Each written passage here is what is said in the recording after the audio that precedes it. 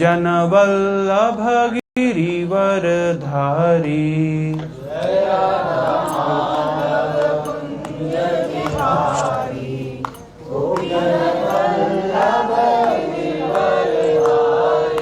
जय राधा माधव कुंज बिहारी, गोपी जन वल्लभ गिरिवरधारी।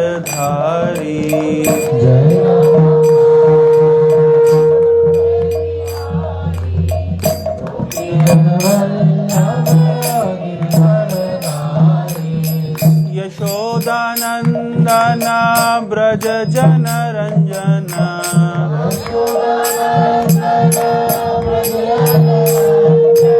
यशोदानंदन ब्रज जन रंजना।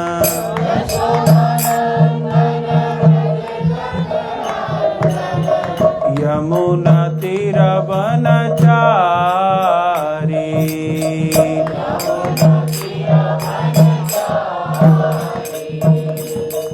यमुना तीर वनचारी।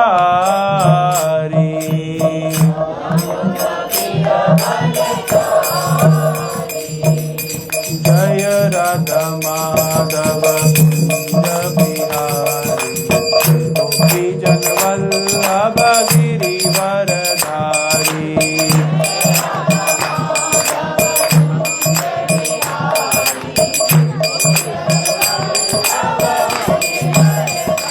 जय राधा माधव, जय राधा माधव, राधा माधव, जय राधा माधव।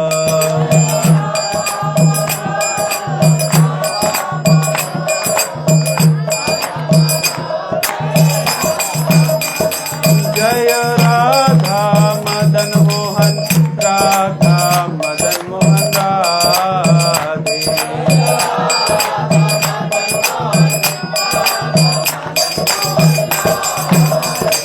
जय गौरनिताई, जय गौरनिताई, पतित पावन गौरनिताई।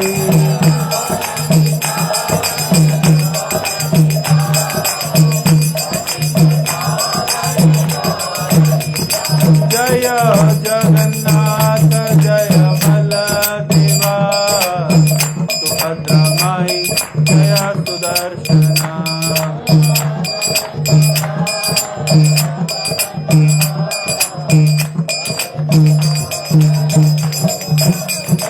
जय जय प्रभुपाद, प्रभुपाद, प्रभुपाद, जय जय प्रभुपाद।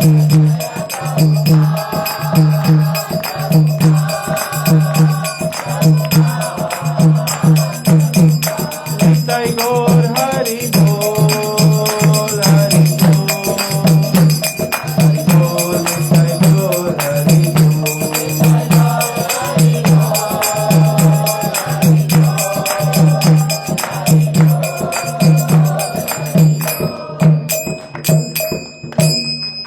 कलयुग युगधा में नाम संकीर्तन की जगत गुरु श्रील प्रभुपाद की।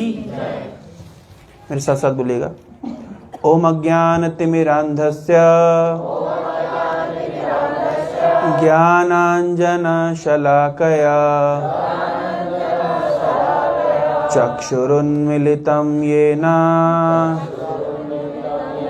तस्मै श्री गुरवे नमः। नमः ओम विष्णुपादाय कृष्ण पृष्ठाय भूतले श्रीमते भक्ति वेदांत स्वामिन इति नामिने। नमस्ते सारस्वते देवे गौरवाणी प्रचारिणे निर्विशेष शून्यवादी पाश्चात्य देशतारिणे। जय श्री कृष्ण चैतन्य प्रभु नित्यानंदा श्री अद्वैता गदाधर श्रीवासादि गौर भक्त वृंद। हरे कृष्णा कृष्णा कृष्णा हरे हरे हरे राम राम राम हरे हरे। हरे कृष्णा। तो बहुत बहुत धन्यवाद आप सब माइक बंद कर दीजिए, बस एक ही चालू रहने दीजिए। हरे कृष्णा। मेरी आवाज आ रही है पीछे तक? तो आप सभी का बहुत बहुत धन्यवाद ज्ञापन करना चाहता हूँ। आपने मुझे नित्यानंद त्रयोदशी के महोत्सव पर आमंत्रित किया और हरे कृष्णा कृष्णा कृष्णा हरे हरे हरे राम राम राम हरे हरे। ठीक है, पहले आवाज ठीक आ रही थी, अब नॉइज आ रहा है। हरे कृष्णा कृष्णा कृष्णा हरे हरे हरे राम राम राम हरे हरे। हरे कृष्णा हरे कृष्णा। हाँ, आवाज आ रही है पीछे तक? ठीक है। तो आज है नित्यानंद महाप्रभु का आविर्भाव दिवस। तो आप में से कितने लोग 16 माला का जप करते हैं? 8 माला, 4 माला, 2 माला, 1 माला, 1 से कम?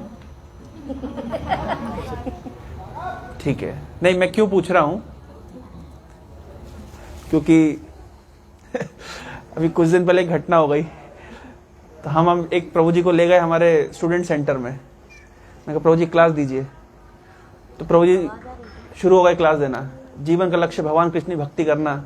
संसार में क्या रखा है, क्यों तुम नौकरी करना चाहते हो, हाँ, उससे क्या मिलेगा, हाँ, जो लोग नौकरी कर रहे हैं वो क्या सुखी हैं, हाँ, भगवान का भजन करो, ये जीवन भगवान के लिए समर्पित कर दो। अब मैं उनको बीच में टोक रहा हूँ, प्रभु रुकिए, वो धारा प्रवाह शुरू। मैं प्रभु रुको, जैसे जितना रोको उनका उत्साह और बढ़े, जितना रोके उनका उत्साह और बढ़े। मैंने कहा प्रभु सुनिए, इनको बताइए कि माला जप क्यों करना चाहिए। फिर मैं थोड़ा सा उनको फिर वो उनको थोड़ा सा ट्रैक हट जाए, मैं उनको फिर थोड़ा आवाज को है ना सही करिए, नहीं तो मेरे को लग रहा है आवाज पीछे, मुझे कंफर्टेबल नहीं हो रहा है ना। आवाज को देखिए कौन सा माइक ठीक है, एक कोई चेक करिए। हरे कृष्ण। हाँ भाई,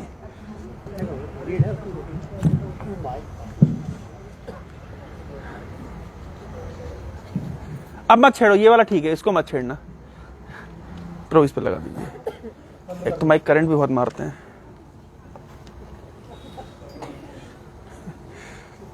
हरे कृष्णा, चालू कर दीजिए, इसको ऑन कर दीजिए। हाँ, हरे कृष्णा ये बंद हो गया अब। आधा घंटा तो माइक एडजस्टमेंट चला जाता है। हरे कृष्णा। जब कुछ छेड़ा नहीं था तो अच्छा चल रहा था, प्रभु के हाथ में तो बढ़िया था। कैसे एक्सपर्ट है ये।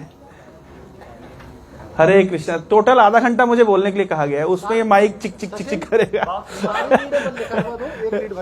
हाँ, सब बंद कर दिए, इसको चालू करिए बस। हरे कृष्णा। क्लास देने वाला कंफर्टेबल हो तो कुछ बेचारा बोले। हरे कृष्णा। हरे कृष्णा कृष्णा कृष्णा हरे हरे हरे राम राम राम हरे। बस नोबेल प्राइज मिल जाएगा आपको। Thank you. हरे कृष्णा। तो उस दिन इस प्रकार से वो जो भक्त जिनको मैं लेके गया था हमारे स्टूडेंट सेंटर में, वो धारा प्रवाह बोलना शुरू कर दिए। फिर मैं बाद में उनको थोड़ा सा शांत किया। फिर बाद में प्रभु जी बच्चे भी 1-2 माला जप करते हैं और आप ऐसा लग रहा है कि जैसे प्रवचन दे रहे जैसे 64 माला जप कर रहे हो। तो क्यों मैं पूछ लिया कौन कितनी माला करता है, तो फिर मैं उस हिसाब से बोलूं। मेरे प्रवचन में 16 माला वालों के लिए कुछ होना चाहिए, 2 माला वालों के लिए कुछ होना चाहिए, 4 माला वालों के लिए कुछ होना चाहिए, है ना, घर गृहस्थी वालों के लिए कुछ होना चाहिए, साधुओं के लिए कुछ होना चाहिए, ऑनलाइन वालों के लिए कुछ होना चाहिए। तो सबके लिए कुछ कुछ होए। किसी शादी में जाते हैं ना, विभिन्न वैरायटी की फीस, शादी छोड़िए, इस्कॉन में आते विभिन्न वैरायटी का आइटम होता है ना, थोड़ा कड़वा भी होता है, थोड़ा मीठा भी होता है, खट्टा भी होता है। तो इसलिए पूछ लिया मैंने, अभी मुझे आइडिया लग गया है। तो मैं उस हिसाब से, मुझे बोलते हैं, जब मुझे प्रभु ने बताया कि नित्यानंद त्रिदशी के ऊपर सेमिनार देना है, तो मैं कहा ठीक है, मैं खूब 2 4 10 किताब खोल करके उसको पढ़ करके आया। मैंने सोचा इधर से कुछ पकड़ेंगे, उधर से कुछ पकड़ेंगे, जितना भी पढ़ लो, लेकिन वो ऑडियंस का चेहरा देख करके जो उत्साह आता है, वो प्रिपरेशन के समय पता नहीं चलता। जब सुखदेव गोस्वामी परीक्षित महाराज को,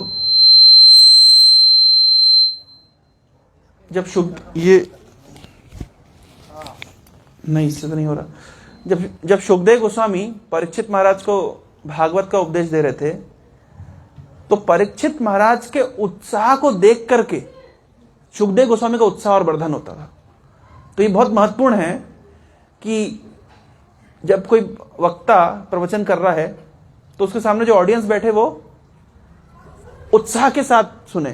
क्योंकि अगर ऑडियंस का उत्साह नहीं रहेगा, मान लीजिए ऑडियंस है, हम लोग कभी कभी स्टूडेंट सेंटर चलाते हैं, तो उसमें कुछ स्टूडेंट्स को हमको जबरदस्ती रखना पड़ता है, नहीं तो रेंट कैसे निकलेगा। फिर उनको जबरदस्ती हम रख देते हैं, उनको क्लास में बिठा देते हैं, जबरदस्ती कोई महाराज वगैरह आते हैं, उनको पकड़ कर बिठा देते हैं, और फ्रंट लाइन में बैठ करके सारे ऐसे।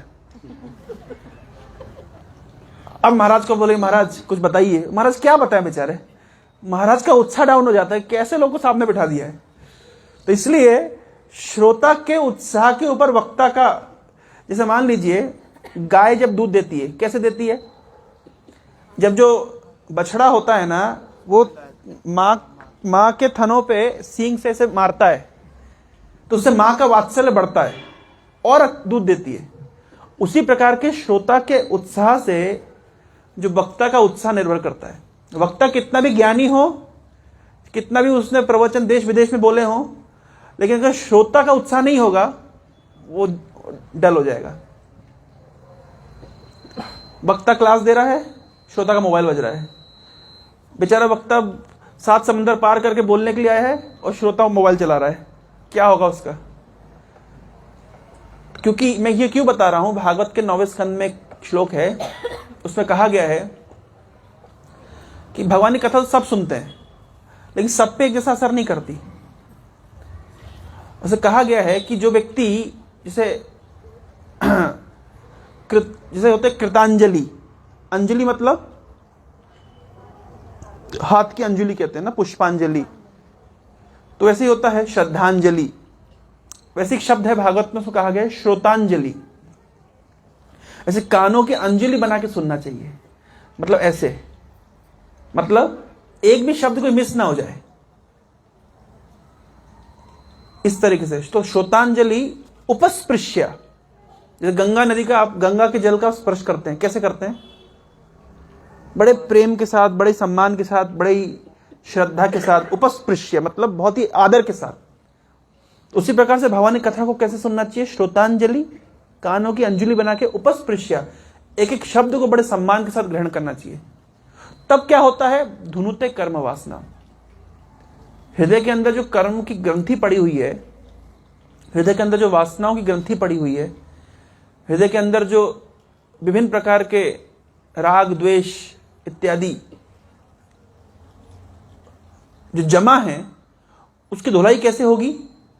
जो व्यक्ति जितने उत्साह के साथ, जितनी श्रद्धा पूर्वक कानों की अंजलि बना करके एक एक शब्द को बड़े सम्मान के साथ ग्रहण करता है, बड़ी श्रद्धा के साथ ग्रहण करता है, उसके हृदय की शुद्धिकरण होता है। तो आज है नित्यानंद, आप सब जानते हैं, आप में से कोई है जो नित्यानंद प्रभु को नहीं जानता है, जो नित्यानंद का नाम ही नहीं सुना। सभी ने सुना है लगभग। आप लोगों का सौभाग्य है, आपने सबने चैतन्य महाप्रभु का, नित्यानंद महाप्रभु का नाम सुना है। मैं सुबह बता रहा था आज कि उड़ीसा बंगाल में तो चैतन्य महाप्रभु को, नित्यानंद प्रभु को सब जानते हैं, लेकिन हम सब मध्य प्रदेश के वासी हैं, मैं भी मध्य प्रदेश से हूं। तो मध्य प्रदेश में हमने चैतन्य महाप्रभु को नहीं सुना था कि नित्यानंद प्रभु के बारे में हमने नहीं सुना था, और ना ही हमने हरे कृष्ण महामंत्र सुना था। तो इस श्रील प्रभुपाद जी की कृपा है कि हमें भगवान के इस परम करुणामय अवतार के विषय में पता चला। इस्कॉन से जुड़ने से पहले हम सबको यह भी नहीं पता था कि भगवान असंख्य अवतारों में प्रकट होते हैं। हमें तो यह भी नहीं पता था कि कृष्ण भगवान है। हमें भगवान में और देवताओं में भी अंतर नहीं पता था। लेकिन प्रभुपाद जी की कृपा से ये सब पता चला। और सबसे बड़ी प्रभुपाद जी की कृपा यह है कि हमें चैतन्य महाप्रभु के विषय में पता चला, नित्यानंद महाप्रभु के विषय में पता चला। भगवान के सभी अवतारों में जो परम करुणा में अवतार है वो है चैतन्य महाप्रभु, नित्यानंद प्रभु। चैतन्य महाप्रभु और उनसे भी अधिक है नित्यानंद प्रभु। कैसे? जैसे भगवान विभिन्न, कल क्या त्योहार था? वराह द्वादशी। वराहदेव, भगवान वराहदेव के रूप में आए। क्या करने के लिए आए? दसती वशन शिखरे धरणी तव लगना। पृथ्वी जब रसातल में गिरा दी गई थी, किसके द्वारा? हिरण्याक्ष के द्वारा।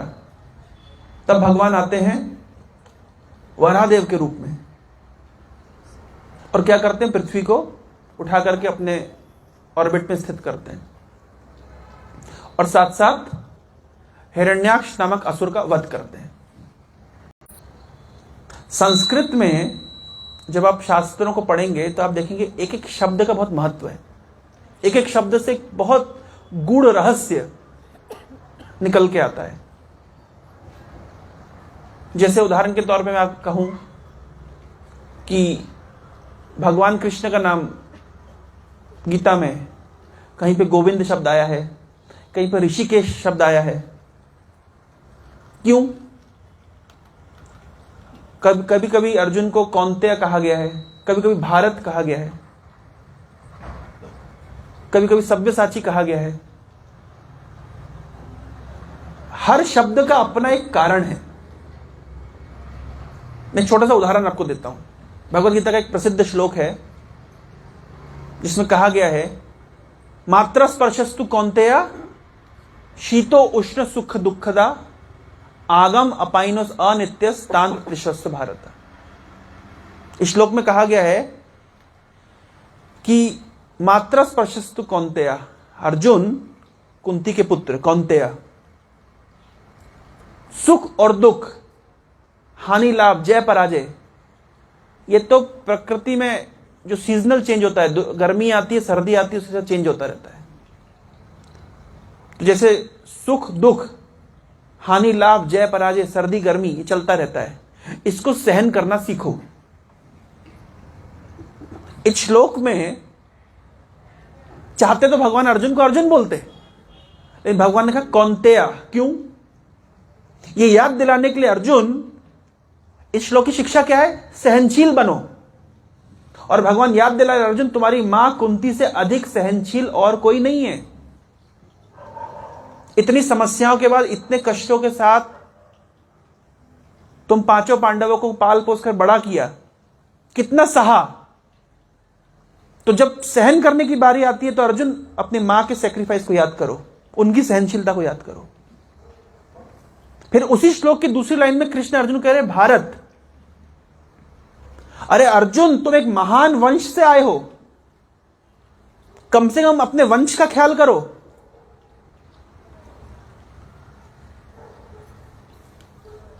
कम से कम वंश का ख्याल करो और सहनशील बनो। तुम्हारे वंश में कितने प्रतापी पूर्वज रहे हैं। अरे तुम्हारी कोई इज्जत नहीं है, लेकिन तुम्हारे पूर्वजों की तो इज्जत है। जैसे आप अगर कोई जेल चला जाए, आपका नाम क्या है? नवल। तो अगर मानो नवल जेल चला जाए तो सबसे पहले क्या बोलेंगे वहां जेल में?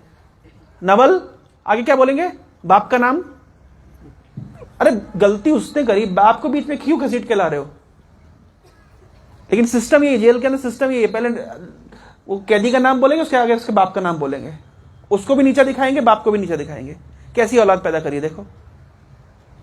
उसी प्रकार से अर्जुन को भगवान भारत के संबोधित कर रहे तो अपने महान वंश की याद करो। तो मैं उदाहरण दे रहा हूं कि जो शब्द दिए गए ना संस्कृत में, एक एक श्लोक में कहां कृष्ण कहा है, कहां गोविंद कहा है, कहां ऋषिकेश कहा है, कहां कौंतेय कहा है, कहां भारत कहा है, हर शब्द का अपना एक अर्थ है, अपना एक डीप मीनिंग है। उसी प्रकार से शास्त्र हमने पढ़ रहे हैं हिरण्याक्ष। हिरण्याक्ष का वध किया भगवान वराहदेव ने। हिरण्याक्ष शब्द का अर्थ क्या होता है? हिरण्य मतलब गोल्ड, सोना, संपत्ति, धन, और अक्ष मतलब आंखें। भगवान का नाम है पद्माक्ष, कमलाक्ष, जिसकी आंखें कमल के समान है, पुंडरीकाक्ष। तो अक्ष मतलब आंख, और हिरण्य मतलब गोल्ड, सोना या धन संपत्ति इत्यादि। तो हिरण्याक्ष का अर्थ क्या हुआ? जिसकी आंख कहां लगी हुई है?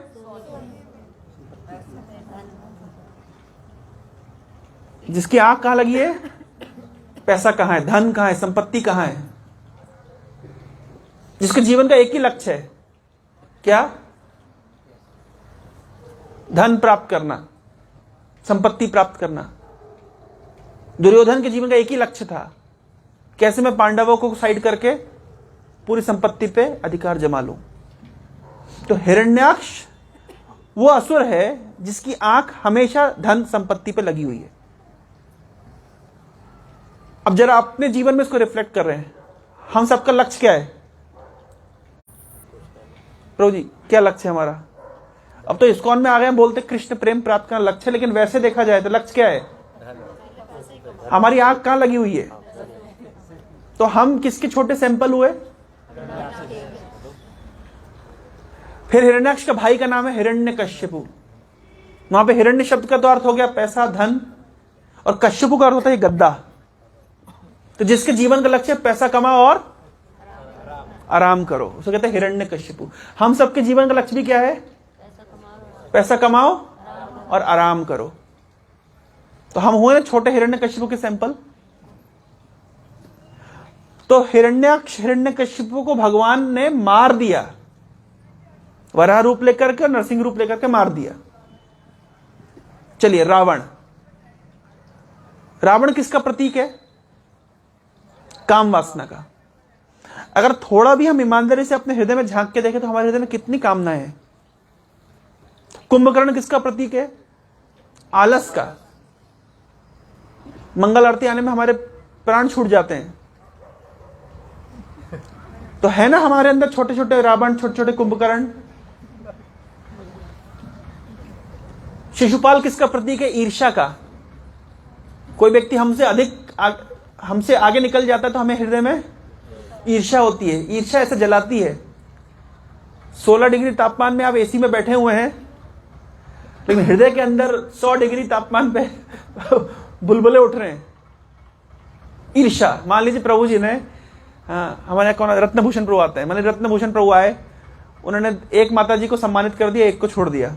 जिसको छोड़ दिया वो ऊपर से तो बोलेंगे, विनम्र बोलेंगे, प्रभु जी हम तो पतित हैं। अंदर से बोलेंगे अच्छा आग जलेगी। क्यों? क्योंकि हमारे अंदर का शिशुपाल जाग गया। तो ऐसे देखा जाए तो हमारे हृदय के अंदर विभिन्न असुर हैं, लेकिन भगवान ने क्या किया? अलग अलग अवतार लेकर के आए और इन असुरों को मार दिया। लेकिन भगवान ने कलयुग में विचार किया। क्या विचार किया? कि अगर मैं इस तरह असुरों को मारता रहूंगा तो इस संसार में सभी असुर हैं। कोई हिरण्यकश्यप का सैंपल है, कोई हिरण्याक्ष का सैंपल है, कोई रावण का सैंपल है, कोई कुंभकर्ण का सैंपल है, कोई शिशुपाल का सैंपल है, कोई दंतवक्र का सैंपल है, कोई कंस का सैंपल है। सब छोटे छोटे सैंपल हैं, माने सब लोग असुर हैं। एक कहावत है ना, बुरा जो देखन मैं चला, बुरा ना मिला कोई, जो मन खोजा अपना मुझसे बुरा न खोए। ईमानदारी से अगर जांच करें तो सारे असुर यहीं पे बैठे हुए हैं। तो भगवान ने विचार किया, भगवान ने विचार किया कि अगर मैं असुरों का वध करूंगा तो कलयुग में सारे असुर हैं। किस किस को मारूंगा, किसको मारूंगा, किसको छोड़ूंगा? कौन बचेगा?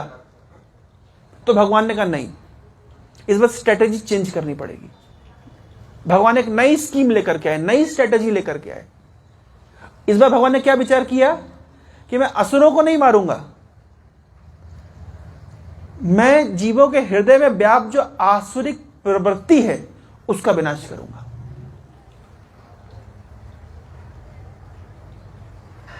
ये नया स्कीम लेकर के भगवान आ रहे हैं हृदय के अंदर के असुरों को मारने के लिए। आपने सुना होगा चैतन्य महाप्रभु के आने के दो मुख्य कारण हैं। भगवान कृष्ण चैतन्य महाप्रभु के रूप में संसार में प्रकट होते हैं दो कारण से। एक कारण है जीवों के हृदय में जो आसुरिक प्रवृत्ति उसका विनाश करना चाहते हैं। वो कैसे विनाश करेंगे? हरि नाम का प्रचार प्रसार करके। भगवान ने सुदर्शन चक्र से शिशुपाल को मारा, हिरण्यकशिपु को तो चीर दिया, वराह को तो मतलब वराह देव ने तो हिरण्याक्ष से उनके दांतों से ही मार दिया। अलग अलग तरीके से भगवान ने अलग अलग असुरों को मारा, लेकिन आसुरिक प्रवृत्ति को मारने के लिए भगवान का एक अस्त्र है। वो क्या है? हरे कृष्ण कृष्ण कृष्ण हरे हरे, हरे राम राम राम हरे हरे। ये भगवान का अस्त्र है। तो एक तो ये कारण है भगवान के आने का कि वो जीवों के हृदय में व्याप्त असुरों का वध करना चाहते हैं। और दूसरा भगवान के आने का कारण है कि भगवान ये देखना चाहते हैं कि उनके भक्तों को उनकी भक्ति करके क्या आनंद प्राप्त होता है। तो भगवान के आने के दो कारण समझ रहे हैं आप? पहला कारण आसुरिक प्रवृत्ति का विनाश करना चाहते हैं। और कैसे विनाश करेंगे? वो कौन सी वैक्सीन देंगे? हरिनाम रूपी वैक्सीन। और दूसरा, भगवान ये आस्वादन करना चाहते हैं कि मेरे भक्तों को मेरी भक्ति में प्रवृत्त रह करके क्या आनंद मिलता है। एक संवाद है, महाभारत में आता है, जिसको एक भक्त हुए हैं मुरारी गुप्त, उनका संवाद हुआ है दामोदर पंडित के साथ। मुरारी गुप्त चैतन्य महाप्रभु के समय में थे। उन्हें हनुमान जी का अवतार बताया जाता है। और मुरारी गुप्त ने नोट्स बना के लिखे। चैतन्य चरित्र नाम का एक संस्कृत ग्रंथ उन्होंने लिखा, जिसके आधार पर आगे चल के लोचन दास ठाकुर ने एक ग्रंथ लिखा जिसका नाम है चैतन्य मंगल। तो चैतन्य महाप्रभु की जो बायोग्राफीज है उसमें चैतन्य मंगल, चैतन्य भागवत और चैतन्य चरितामृत मुख्य है। तो चैतन्य मंगल में लोचन दास ठाकुर लिखते हैं इस संवाद, जो कि महाभारत के अश्वमेध पर्व में पाया जाता है। महाभारत के अश्वमेध पर्व में एक संवाद आता है रुक्मिणी का और भगवान कृष्ण का। तो एक बार की घटना है कि भगवान कृष्ण, अब 16,000 रानियां हैं, 16,108, तो भगवान को सबको समय देना पड़ता है। तो एक दिन भगवान रुक्मिणी के महल में गए और रुक्मिणी ने उनका बहुत प्रेम से स्वागत किया, उनके चरण धोए, उनको चंदन दिया, माला दी, इत्यादि तरीके से सेवा करी। और इस प्रकार से रुक्मिणी और कृष्ण के बीच संवाद हो रहा है। तो थोड़ी सी बातचीत हो ही रही थी कि रुक्मिणी की आंखों से झरझर आंसू बहने लगे। तो कृष्ण पूछते हैं रुक्मिणी से, तुम रो क्यों रही हो, क्या कारण है? एक बार ये श्रीमद् भागवत के 10वें स्कंद में आता है, 10वें स्कंद का 60वां अध्याय। उस चैप्टर का नाम है, इंग्लिश में बोले हैं, लॉर्ड कृष्णा टीजेस रुक्मिणी। भगवान कृष्ण रुक्मिणी को चिढ़ाते हैं। क्या चिढ़ाते हैं? एक दिन भगवान कृष्ण, आप तो जानते हैं रुक्मिणी का विवाह कैसे होता है कृष्ण के साथ। रुक्मिणी ने लव लेटर लिखा था। इतिहास का पहला लव लेटर किसने लिखा है? रुक्मिणी ने कृष्ण को। रुक्मिणी ने कृष्ण के गुणों का वर्णन सुना था। नारद मुनि रुक्मिणी के पिताजी के घर पे आए थे। उनके पिता जब अपनी कन्या के लिए वर खोज रहे थे, तब रुक्मिणी ने कृष्ण के गुणों को सुना था नारद मुनि के श्रीमुख से, और गुणों को सुनने मात्र से उन्हें कृष्ण के प्रति प्रेम जागृत हो गया। लेकिन रुक्मिणी का जो भाई था, क्या नाम था उसका? रुक्मी। तो रुक्मी नहीं चाहता था। रुक्मी चाहता था कि रुक्मिणी का विवाह शिशुपाल के साथ हो।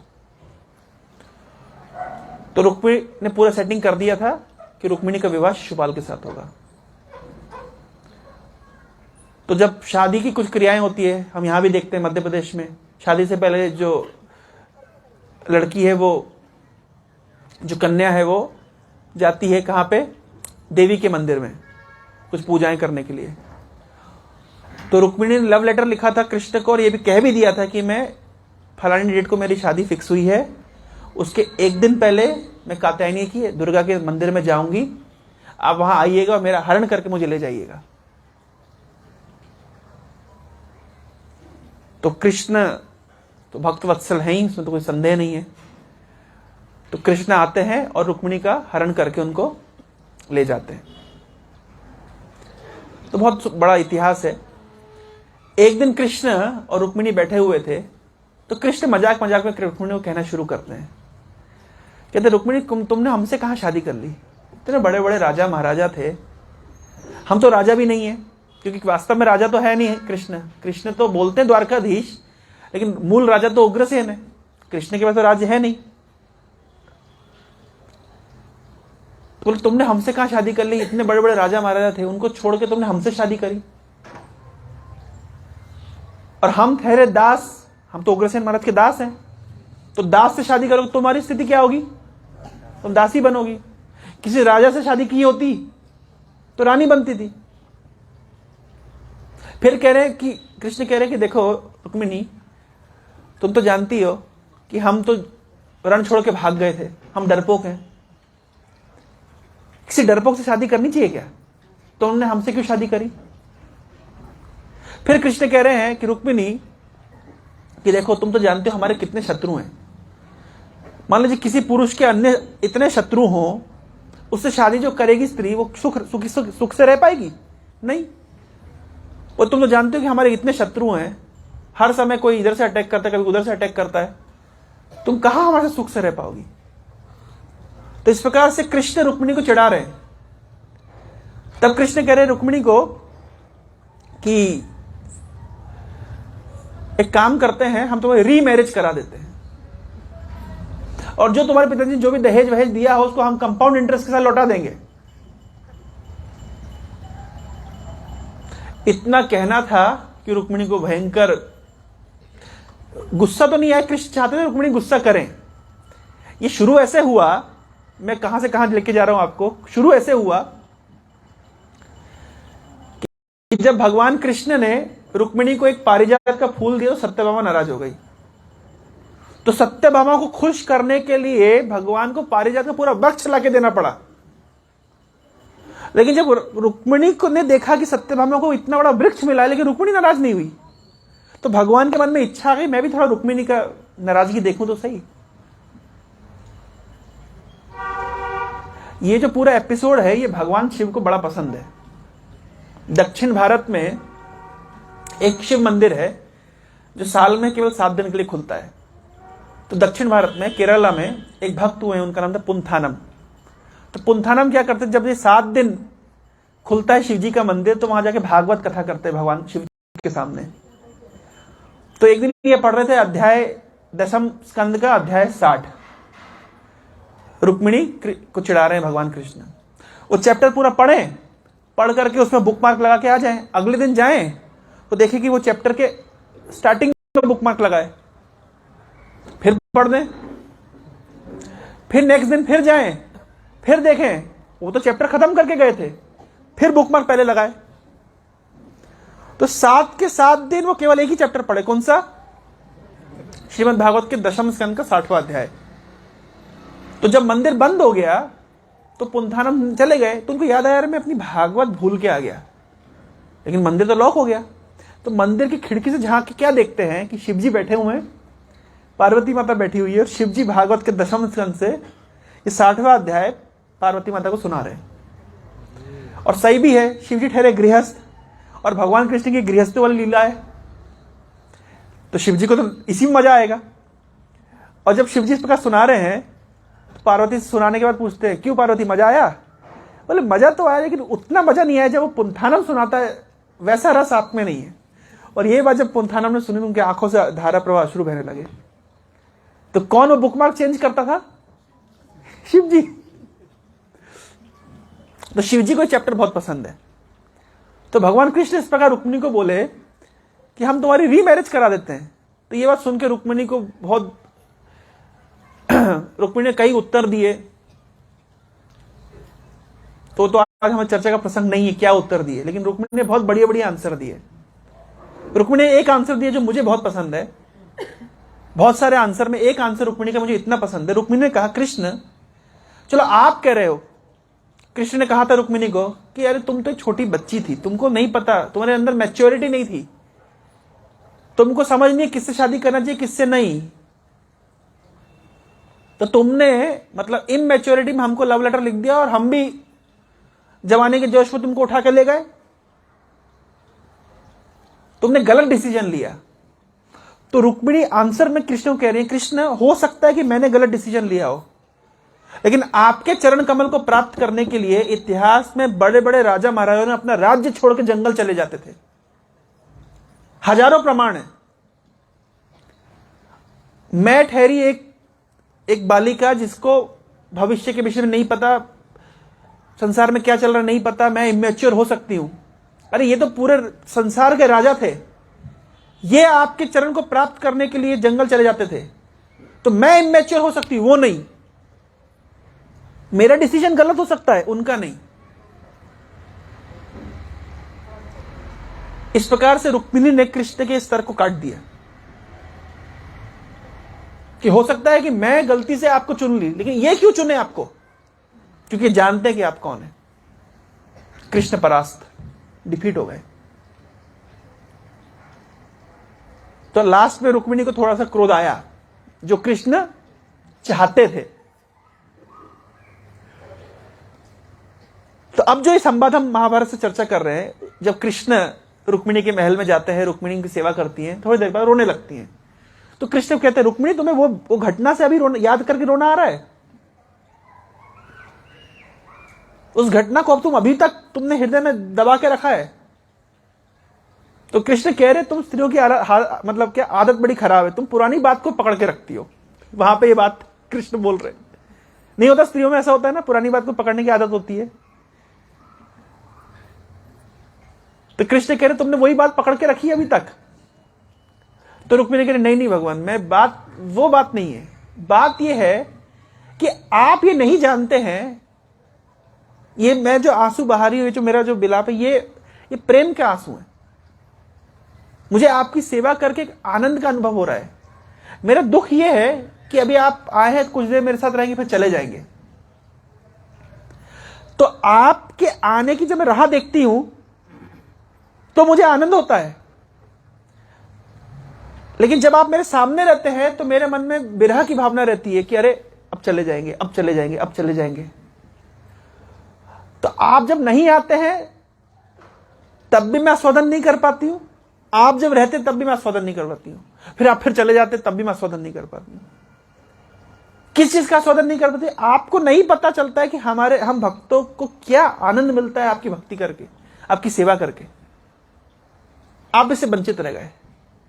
पहली बार इतिहास में ऐसा कभी हुआ कि भगवान कृष्ण सोच रहे अच्छा ऐसी कोई चीज जो मुझे भी नहीं पता है।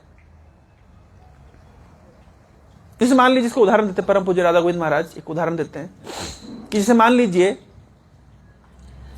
कोई सुंदर युवती है, एक युवक है, तो युवक उस युवती का चेहरा देख के आनंदित होता है, या वो युवती है वो युवक का सुंदर चेहरा देख के आनंदित होती है। तो जो जिसका चेहरा देख के आनंदित होता है, लेकिन वो व्यक्ति को तो आनंद प्राप्त नहीं हो रहा ना। भाई कोई मान लीजिए युवक है, किसी युवती का सुंदर चेहरा देख के आनंदित हो रहा है, तो युवती को तो आनंद नहीं मिला। तो भक्तों को भगवान की भक्ति करके आनंद मिलता है, लेकिन भगवान इस आनंद से वंचित रह गए। भगवान को तो आनंद नहीं मिला। तब भगवान ने पहली बार विचार किया, अच्छा मेरे भक्तों को मेरी भक्ति करके, मेरी सेवा करके आनंद मिलता है, वो आनंद का तो कभी मुझे बोध नहीं हुआ। तब भगवान ने विचार किया, क्या इस टेस्ट को, जरा इस रेसिपी को मुझे भी चखना चाहिए कैसा है। और तब पहली बार भगवान के मन में भावना आई कि मैं भी क्या रूप लूंगा, एक भक्त का रूप लूंगा। तो ये संवाद रुक्मिणी और कृष्ण के बीच में है महाभारत के अश्वमेध पर्व में, जिसको लोचनदास ठाकुर चैतन्य मंगल के इंट्रोडक्शन में लिखे हैं। तब भगवान कृष्ण ने डिसाइड किया कि वो गौरांग महाप्रभु के, चैतन्य महाप्रभु के रूप में आएंगे। और जब आएंगे तो अकेले नहीं आएंगे, अपने संग उपंग अस्त्र पार्षदों को लेकर के आएंगे, क्योंकि भगवान की स्ट्रेटेजी हमेशा ये रहती है, भगवान कभी अकेले नहीं चलते। उदाहरण दिया गया है शास्त्र में कि हम बोलते हैं, मान लीजिए हम बोलेंगे मोदी जी आ रहे हैं छिंदवाड़ा, मोदी जी छिंदवाड़ा आ रहे हैं, तो इसका अर्थ क्या है? मोदी जी अकेले आ रहे हैं। जब मोदी जी छिंदवाड़ा आ रहे हैं मतलब मोदी जी के अंग उपंग अस्त्र पार्षद सब साथ में आने वाले,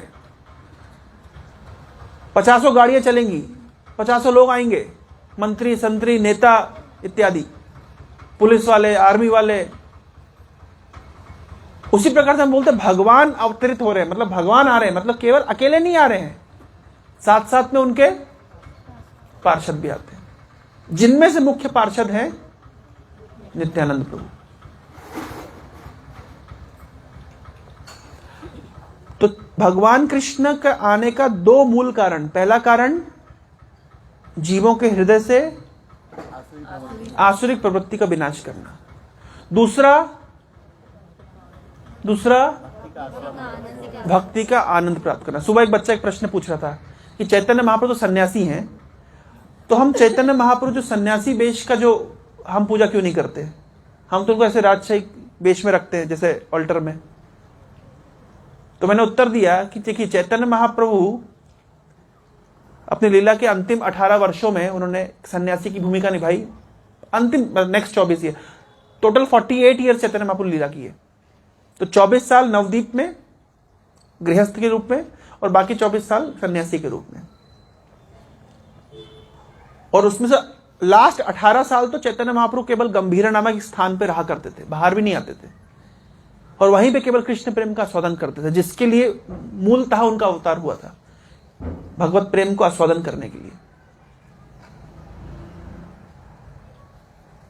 तो चैतन्य महाप्रभु की जो लीला जिसमें वो सन्यासी की लीला कर रहे हैं, उसमें तो कृष्ण प्रेम को खुद आस्वादन कर रहे हैं, बांट नहीं रहे। लेकिन जो गृहस्थ के रूप में लीला कर रहे हैं महाप्रभु जो पहले 24 सालों में, उसमें क्या कर रहे हैं? उसमें कृष्ण प्रेम को दूसरों को बांट रहे हैं। तो उनकी परम करुणा वास्तव में उस अवतार में, उस रूप में है, इसलिए हम उस रूप को पूजा करते हैं। तो चैतन्य महाप्रभु कृष्ण प्रेम का वितरण कर रहे हैं।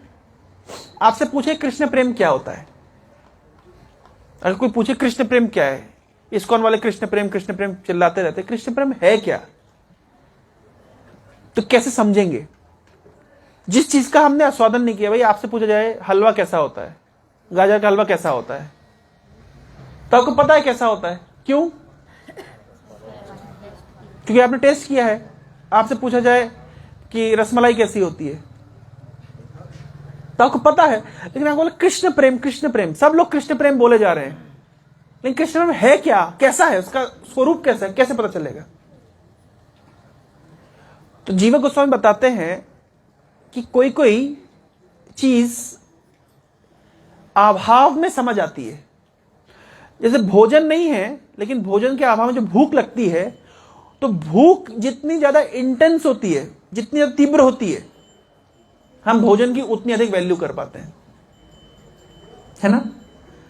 तो हम हो सकता है हमारे पास भोजन नहीं है, लेकिन हमें पता है कि भूख जिस चीज से शांत होगी उसको भोजन कहते हैं। उसी प्रकार से कृष्ण प्रेम क्या है, सरलता से समझिए भाई। हमारे हृदय में काम, क्रोध, लोभ, ईर्ष्या इत्यादि की आग जलती है। ये आग पहले भी जल रही थी, ऐसा नहीं कि इस्कॉन में आने के बाद ही जल रही है, पहले से चल रही है। इस्कॉन में आने के बाद हमको बोध होता है कि ये आग है तो ये जला रही है। पहले जलते थे ना, तो जलने को ही हम सुख समझते थे कि अगर हम ईर्ष्या में जल रहे हैं तो ये बहुत बड़ी बात है। हम काम वासना से जल रहे हैं तो ये बहुत बड़ी बात है। इस्कॉन में आके हमको केवल इतना पता चला है कि ये जलना है, इसलिए जिसको जलना कहते हैं, ये कष्ट है। पहले हम संसार को सुख समझते थे। इस्कॉन में आकर के संसार वही रहा, संसार के सेम दुख, अभी दुख खत्म नहीं हुए हैं। अब पता चल गया कि ये दुख है। पहले हम पनिशमेंट को ही प्लेजर समझते थे, अब केवल क्या हो गया है, पता चल गया ये पनिशमेंट है, ये प्लेजर है।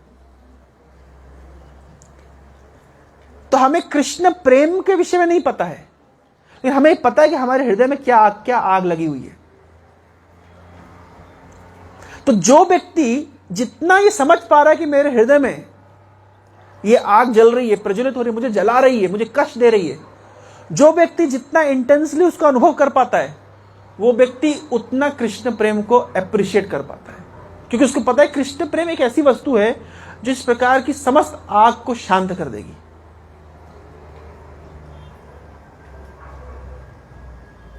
हमें कृष्ण प्रेम क्या है नहीं पता, लेकिन हमें संसार की आग क्या है ये तो पता है। तो संसार की आग का तो हमें अनुभव है। तो कृष्ण प्रेम वो दवा है जो सभी प्रकार की आग को मूलतः जड़ से नाश कर देगी। अब सोचिए, ये जो कृष्ण प्रेम देने वाला व्यक्ति है वो कितना महत्वपूर्ण हो जाएगा हमारे जीवन में। मान लीजिए किसी को कोई ऐसी बीमारी हो जाए और डॉक्टर बोले आपको 4 महीने में मरना है। कोई व्यक्ति बताए कि फलाने व्यक्ति के पास दवाई है, ठीक हो सकता है, गारंटी ठीक हो जाएगा। तो दवाई कितनी महत्वपूर्ण होगी और वो व्यक्ति हमारे लिए कितना महत्वपूर्ण होगा। तो भगवान के जो अवतार है, चैतन्य महाप्रभु, नित्यानंद प्रभु, ये जो अवतार है ये कृष्ण प्रेम वितरित करने के लिए आया है। कृष्ण प्रेम क्या है हमें नहीं पता, पर हमें यह पता है कि हमारे जीवन में, हमारे हृदय में क्या क्या आग जल रही है। जो व्यक्ति जितना इस आग का अनुभव कर पा रहा है, वो व्यक्ति उतना ज्यादा चैतन्य महाप्रभु को, नित्यानंद प्रभु को अप्रिशिएट कर पाएगा।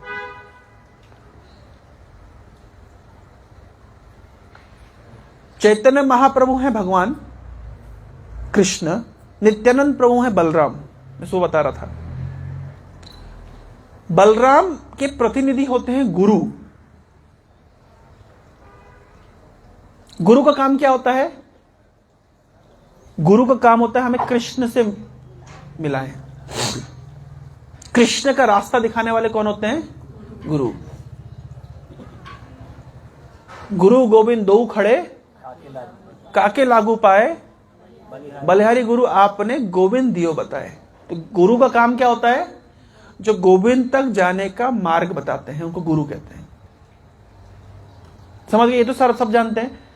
तो गुरु कौन होते हैं? बलराम जी के प्रतिनिधि होते हैं। यानी बलराम जी का काम होता है, गुरु का काम होता है जीव को कृष्ण की ओर लेकर के जाए। इतना तो समझ गए आप? बलराम जी का क्या काम है, गुरु का क्या काम है? जीव को कृष्ण की ओर लेकर के जाए। सभी गुरुओं के, जितने संसार में गुरु थे, हैं, भविष्य में होंगे, उनके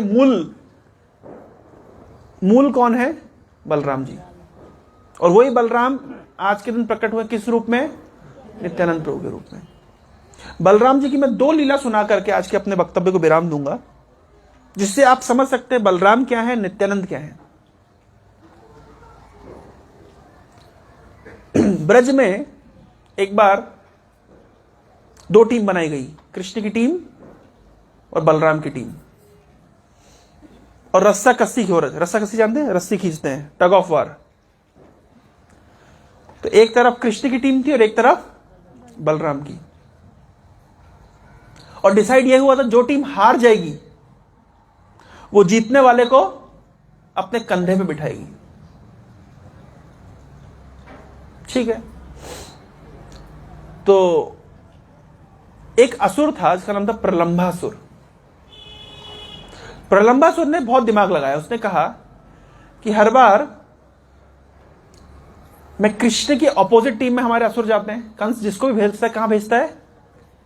कृष्ण की ऑपोजिट टीम में भेजता है। और कृष्ण क्या करते हैं? मार देते हैं। बोले इस बार ऐसा नहीं करेंगे, इस बार क्या करेंगे, हम कृष्ण की टीम में रहेंगे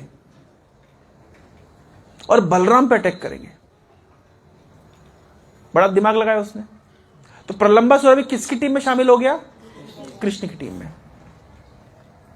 और प्रलंब शब्द का अर्थ होता है जिसने अपना भेष बदल दिया। है असुर, लेकिन एक ब्रजवासी का भेष बना लिया। तो कृष्ण की टीम में प्रलंबासुर है, इस तरफ बलराम है, रस्साकसी चल रही है। बलराम की टीम हार गई। तो जब बलराम की टीम हार गई तो क्या करना पड़ेगा इनकी टीम वालों को?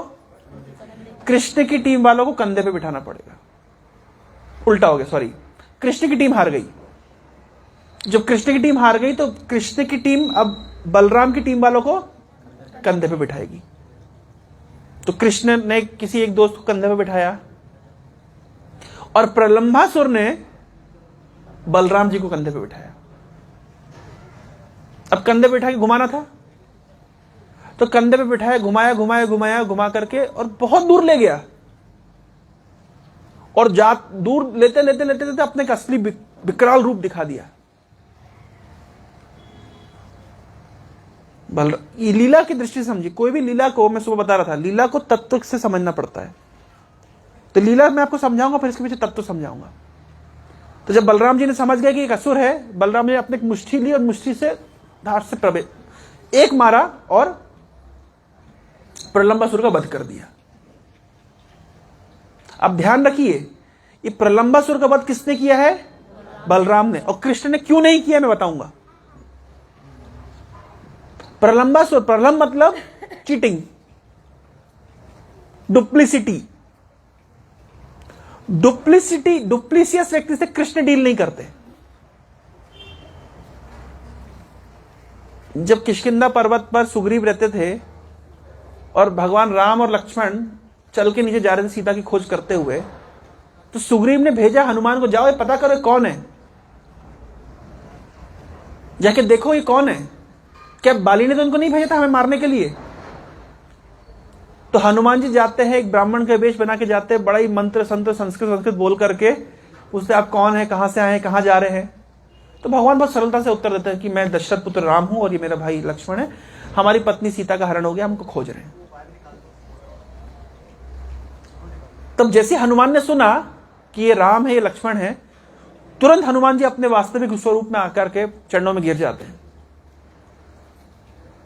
और बहुत अपनी गलती मानते कि अरे भगवान मैं आपको पहचान नहीं पाया। लेकिन हनुमान जी एक बात पूछते हैं, बोलते हैं कि मैं एक बंदर हूं, मैं आपको पहचान नहीं पाया, इसमें कौन सी बड़ी बात है?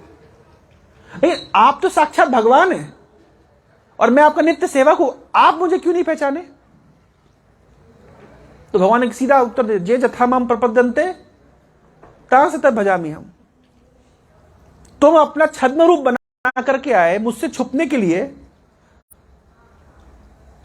तो तुम चीटिंग करने में तुले तो मैं भी चीटिंग करूंगा।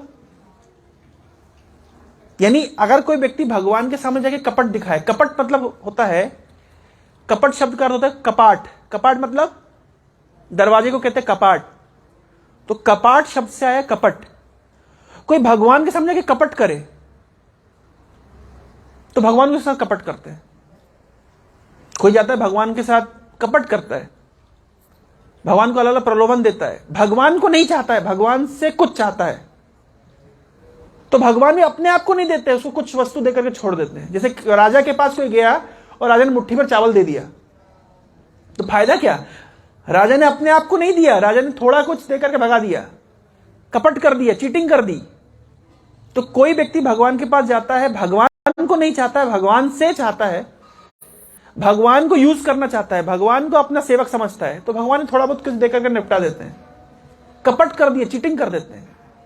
भगवान राम बोले कि देखो हनुमान, तुम मुझसे कपट कर रहे थे, मैं तुमसे कपट किया, तो मुझे नहीं पहचान रहे थे, मैं तुम्हें नहीं पहचाना। ये जो कपट करने की वासना है, इसको कहते हैं प्रलंब। भगवान उस व्यक्ति के साथ डील ही नहीं करता जो कपट करता है। भगवान भेजते हैं गुरु को, और गुरु अपने उपदेश के माध्यम से हमारे ऊपर जो ये जो पर्दे हमने डाल के रखे हैं, जो रावण जैसे हमने 10 चेहरे बना के रखे हैं, हमने जो विभिन्न हम प्रकार का जो कपट करते, गुरु हमारे कपट करने की प्रवृत्ति को विनाश करते हैं। हमारे विभिन्न प्रकार के कपट है। हमारा सामाजिक जीवन अलग है, पारिवारिक जीवन अलग है, पर्सनल लाइफ अलग है। हम विभिन्न प्रकार के चेहरे ओढ़ के रखते हैं। गुरु सब काट देते हैं। नहीं, तुम्हारा एक ही स्वरूप है, तुम कृष्ण के दास हो। ये काम करते हैं गुरु। हमारे ऊपर से सारे पर्दे हटा करके हमें कृष्ण के सामने लाके खड़ा कर देते हैं। ये गुरु का काम है, ये बलराम जी का काम है। इसलिए बलराम ने प्रलंबासुर का वध किया, कृष्ण ने तो छोड़ दिया। और यही है नित्यानंद प्रभु, जो जीव को उठा करके उसकी मैल साफ करके, जैसे कोई मां छोटे बच्चे को धो धुला करके, नहला धुला करके, कपड़े पहनाकर पिताजी को सौंप देती है, वैसे गुरु एक जीव के ऊपर से जितना जो कीचड़ लगा हुआ है उसको सफाई वफाई कर करके कृष्ण को सौंप देते। लीजिए, दीक्षा काले कृष्ण कर शिष्य करे आत्मसमर्पण, से ही काले कृष्ण तारे करे आत्मसम। दीक्षा के समय क्या कर रहे गुरु? उस जीव का सारा पाप लेकर के उसको शुद्ध करके कृष्ण के चरणों में समर्पित कर देते। ले जाइए, ये है बलराम, ये है गुरु, ये है नित्यानंद। जगाई मधाई के सारे पापों को साफ करके उनको महाप्रभु के चरणों में समर्पित कर दिया। ये है गुरु का कार्य। और आज उन नित्यानंद प्रभु का आविर्भाव है। तो हमारे लिए बहुत बड़ी शिक्षा है। नित्यानंद प्रभु का आविर्भाव, बलराम जी का आविर्भाव, ये डायरेक्टली हमें समझना चाहिए कि ये गुरु तत्व, गुरु की कृपा को अनुमोदन समझने का, गुरु की कृपा को एप्रिशिएट करने का मौका है। हम कहते हैं गुरु को कहते हैं कृष्ण कृपा श्री मूर्ति। यहां लिखा गया है कृष्ण कृपा श्री मूर्ति। कृष्ण कृपा की अगर कोई मूर्ति बनाई जाए, वो कौन होंगे? गुरु। तो हम तो बहुत समय से भगवान के साथ छल कपट कर रहे हैं, लेकिन जब हम गुरु के पास जाते हैं, सारे कपट को साइड में करके गुरु की शरण लेनी चाहिए और गुरु के सामने अपने आप को समर्पित करके बोलना चाहिए कि आप मेरे हृदय को शुद्ध करिए, मुझे शुद्ध करिए और मुझे भगवान की सेवा में नियुक्त करिए। श्रील प्रभुपाद जी के पास जो भी पश्चात जगत में हम देखते कितने भक्त आए, उनको भगवान के भक्ति के विषय में कुछ नहीं पता। उन्हें यह पता है कि प्रभुपाद जी के शरण में जाना है, बस। एक बार एक व्यक्ति ने कहा कि प्रभुपाद, हो सकता है कि मृत्यु के समय मैं कृष्ण का स्मरण करूं या ना करूं, मुझे आप स्मरण में जरूर आएंगे। प्रभुपाद कहते दैट्स सफिशिएंट। आप देखिए, जब पहली बार जगन्नाथ जी को प्रभुपाद जी स्थापित किए थे अमेरिका में, तो प्रभुपाद जी, तो उनको नहीं पता था, हिप्पीज को नहीं पता था कि ये जगन्नाथ जी हैं। उन्हें यह पता था ये प्रभुपाद जी हैं। प्रभुपाद जो बोलेंगे वैसा करना है। तो प्रभुपाद ने कहा सब लोग कैंडल लो, जैसे कैंडल दिखाओ। प्रभुपाद जी ने कहा जो भी तुम कुछ नया कुछ भी लेके आते हो भगवान को अर्पित करो। तो कोई एप्पल लेके आएगा तो भगवान को अर्पित करेगा, कोई बनाना लेके आएगा अर्पित करेगा, कोई नई जीन्स खरीद के लाएगा भगवान को अर्पित करेगा। क्यों? क्योंकि प्रभुपाद जी ने कहा है। तो जीव कृष्ण को नहीं जानता है, छोटा बच्चा मां को नहीं जानता है, पिता मतलब मां को जानता है, पिता को नहीं जानता है। उसी प्रकार से जीव भगवान को नहीं, गुरु को तो जानता है। और गुरु जी की जिम्मेदारी है उस जीव को उठाकर कृष्ण के चरणों में समर्पित करें। और वही है नित्यानंद प्रभु का तत्व। हरे कृष्णा कृष्णा कृष्णा हरे हरे, हरे राम राम राम हरे हरे। कुछ अनाउंसमेंट करना है आपको? 2 मिनट कोई प्रश्न ले लें अगर किसी का है तो। कोई किसी के मन में 1-2 प्रश्न अगर कुछ है तो पूछ सकते हैं। कोई प्रश्न नहीं है? ठीक है, तो आप अनाउंसमेंट कर दीजिए।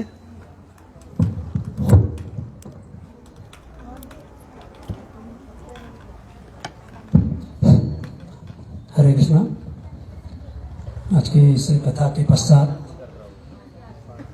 भगवान की आरती होगी अंदर जो कि जगह कम है, और कीर्तन हमारा यहाँ चलता रहेगा। तो कीर्तन अपन यहाँ करते रहेंगे, वहाँ अंदर आरती होगी। सभी लोग थोड़ा थोड़ा लाइन बना करके जाकर के दर्शन करके पुनः आकर के यही बैठेंगे। क्योंकि वहाँ बहुत छोटी जगह है, डेकोरेशन के कारण थोड़ी सी जगह कम हो गई है। तो कीर्तन के साथ में थोड़ी आरती है। मैं एक पॉइंट बोलूंगा, अंदर जैसे कि आप जानते हैं जगह कम है, तो आप सबकी जिम्मेदारी ये है कि एक बड़ी सी जगह छिंदवाड़ा में होनी चाहिए, और आप केवल इतने ही नहीं, इससे 4 गुना 5 गुना 10 गुना भक्तों का समावेश होना चाहिए। तो नेक्स्ट नित्यानंद त्रयोदशी तक आपका यह टारगेट है। तो आप में से कितने लोग टारगेट फुलफिल करना चाहते हैं? हाथ खड़े कर दीजिए। एवरीबडी है साथ में सब लोग? तो अगले साल फिर इससे और कई गुना बड़ी जगह होनी चाहिए और कई अधिक भक्तों का समावेश होना चाहिए। आप सबकी जिम्मेदारी है। हरे कृष्ण। तो नित्यानंद प्रभु को ये बर्थडे गिफ्ट आपको देना है। सब जाके प्रॉमिस करेंगे कि नित्यानंद प्रभु अगली बार हम आपको 10-12 भक्त और पकड़ के लाएंगे आपके लिए। ठीक है, ये आज आपको प्रॉमिस करना है, ये बर्थडे गिफ्ट आपको देना है। ठीक है, हरे कृष्णा। इस ग्रेस तुकाराम प्रभु जी की, श्रील प्रभुपाद की, आज के आनंद की, नित्यानंद त्रयोदशी महामहोत्सव की जय। हम आभार।